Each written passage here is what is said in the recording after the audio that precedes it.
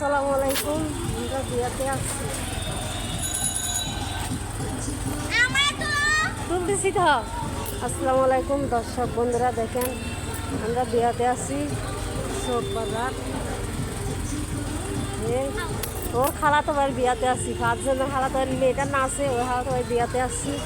এই যে দেখেন স্টেশন হয়েছে, আসছি রে দাঁড়াও দে তুই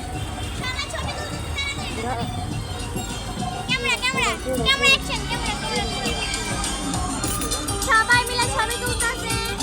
সবাই মিলে ছবি উঠাইতেছে।